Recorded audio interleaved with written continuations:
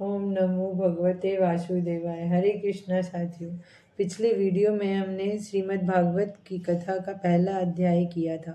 आज हम दूसरा अध्याय करेंगे और पहले अध्याय का लिंक मैंने डिस्क्रिप्शन में डाल दिया है और कल जब तीसरा अध्याय करूँगी तब उसका लिंक भी मैं इस वीडियो में डाल दूँगी। तो अब हम दूसरा अध्याय शुरू करते हैं। बोलो कृष्णचंद्र भगवान की जय। नारद द्वारा भक्ति को धैर्य बंधाना तथा ज्ञान वैराग्य की चेतना के लिए प्रयत्नशील होना इस दूसरे अध्याय में बताया गया है। देवर्षि नारद ने उस स्त्री रूपी भक्ति से कहा, हे भक्ति, तू अपनी संपूर्ण चिंताओं का परित्याग कर भगवान श्री कृष्ण चंद्र के चरणों का स्मरण कर। उनके स्मरण से तेरा संकट दूर हो जाएगा। जिस समय राजा दुर्योधन की सभा में दुशासन ने साड़ी खींचकर द्रौपदी को नग्न करना चाहा था, उस समय द्रौपदी द्वारा स्मरण करने मात्र पर ही भगवान श्री कृष्ण चंद्र ने उसकी लाज बचाई थी। जिस समय गजराज का पांव ग्रह ने पकड़ लिया था, उस समय भी गजेंद्र की पुकार पर उन्होंने उसका संकट दूर किया था। हे भक्ति, तू भगवान को प्राणों से भी अधिक प्रिय है। जिस स्थान पर तेरा वास रहता है, उस स्थान की रक्षा वे स्वयं सदैव करते रहते हैं। सतयुग, त्रेता तथा द्वापर में लोग बहुत जप, तप, यज्ञ, दान तथा धर्म करने से ही मुक्ति को प्राप्त करते थे, परंतु इस कलयुग में केवल तेरी कृपा से ही सब जीवों का उद्धार हो जाता है। यही कारण है जो आजकल ज्ञान वैराग्य को कोई नहीं पूछता है। फिर भी मैं तेरा संकट दूर करने के लिए संसार में तेरी महिमा प्रकट किए देता हूँ। जिस प्राणी के हृदय में तेरा वास होगा, उसे यमराज का भय कभी न होगा और वह वैकुंठ धाम को प्राप्त करेगा। जिन लोगों ने सहस्त्रों वर्षों तक तप किया था, उन्हीं ने अब भक्ति को अपनाया है। श्री नारायण जिस पर अत्यंत प्रसन्न होते हैं, उसी को वे अपनी भक्ति प्रदान करते हैं। इस कारण तू सबसे श्रेष्ठ है। नारद जी की बात सुनकर भक्ति ने पुनः कहा, हे ऋषि, आपने जिस प्रकार मुझे धैर्य बंधाया है, उसी प्रकार मेरे मूर्छित पुत्रों को भी जगाने की कृपा करें। नारद जी ने कहा, हे प्रभु, इस प्रकार भक्ति का आग्रह देखकर मैंने ज्ञान तथा वैराग्य को बहुत पुकारा, परंतु न तो वे उठे और न उन्होंने आंखें ही खोली।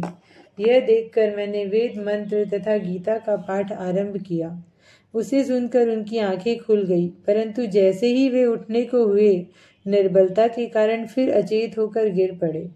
उनकी यह अवस्था देखकर मैं अत्यंत चिंतित हो गया।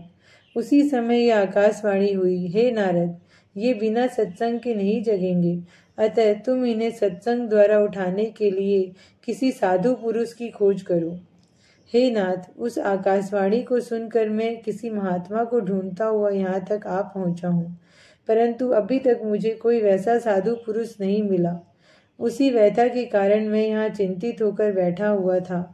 आप लोग ब्रह्मा के पुत्र, परम योगी, महान ज्ञानी, सदैव बाल्यावस्था को धारण करने वाले तथा श्री भगवत कथा रूपी धन को निरंतर अपने पास रखने वाले हैं।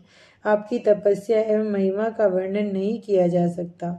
आपने ही अपनी शक्ति द्वारा बैकुंठ के द्वारपाल जय विजय को पृथ्वी पर गिरा दिया था। ऐसी सामर्थ्य और किसी में नहीं मिलती।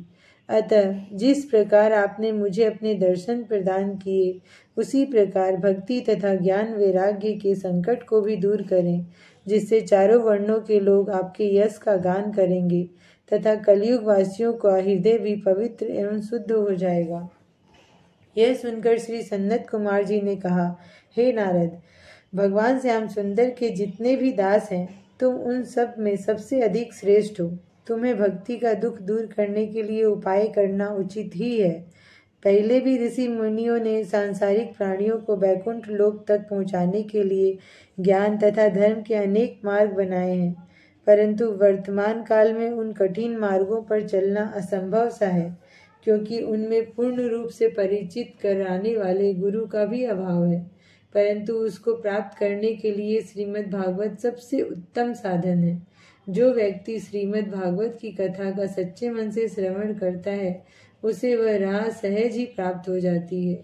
जो कथा महामुनि सुखदेव जी ने राजा परीक्षित को सुनाई थी, उसी से भक्ति, ज्ञान तथा वैराग्य का संकट भी दूर हो जाएगा, क्योंकि श्री नारायण के चरणनार बिंदों में प्रेम बढ़ाने के लिए इससे अधिक सुगम अन्य कोई साधन नहीं है।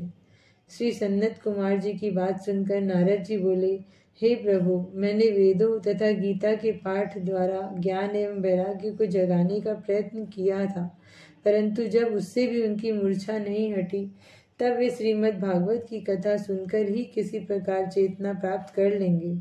सन्नत कुमार जी ने कहा, हे नारद, श्रीमद् भागवत को संपूर्ण वेदों का सार समझना चाहिए। उसके एक एक श्लोक में वेदों का सार इस प्रकार भरा हुआ है जैसे दूध में घी विद्यमान रहता है। भगवान वेद व्यास जी ने संपूर्ण वेद तथा पुराणों का मंथन कर उनका तत्व श्रीमद् भागवत में भर कर रख दिया है। अतः इस कथा को जो भी स्मरण करते हैं उन्हें समस्त वेद तथा पुराणों का सार प्राप्त हो जाता है। हे नारद, इसके अतिरिक्त एक बात और भी है जिसे तुम न जाने इस समय क्यों भूल रहे हो। वह यह है कि श्रीमद् भागवत के मूल 4 श्लोक तो स्वयं श्री नारायण जी ने ब्रह्मा जी को सुनाए थे। ब्रह्मा जी ने उन 4 श्लोकों को तुमसे कहा तथा तुमने वेद व्यास जी से कहे। उन 4 श्लोकों के आधार पर ही वेद व्यास जी ने श्रीमद् भागवत महापुराण का निर्माण किया है। अतः वह कथा सब प्राणियों का दुख दूर करने वाली तथा भवसागर से पार उतारने वाली है। यह सुनते ही नारद जी ने हाथ जोड़कर कहा, हे प्रभु, आपने बड़ी कृपा करके मुझे आज यह स्मरण दिलाया है। मेरे धन्य भाग हैं जो मैंने यहाँ आपके दर्शन प्राप्त किए, क्योंकि भाग्य से सत्संग मिलता है। तत्पश्चात नारद जी ने फिर सन्नत कुमार जी से प्रश्न किया कि अब कृपा कर यह बतलाइए कि इस श्रीमद् भागवत रूपी ज्ञान यज्ञ को किस प्रकार तथा कहाँ आरंभ करना चाहिए और यह यज्ञ कितने दिनों में संपूर्ण किया जाता है। और अब इस प्रश्न का उत्तर जानने के लिए आप अगले अध्याय को जरूर सुनें और आगे की कथा को सुनने और जानने के लिए इस चैनल को लाइक, सब्सक्राइब और कमेंट्स जरूर करें।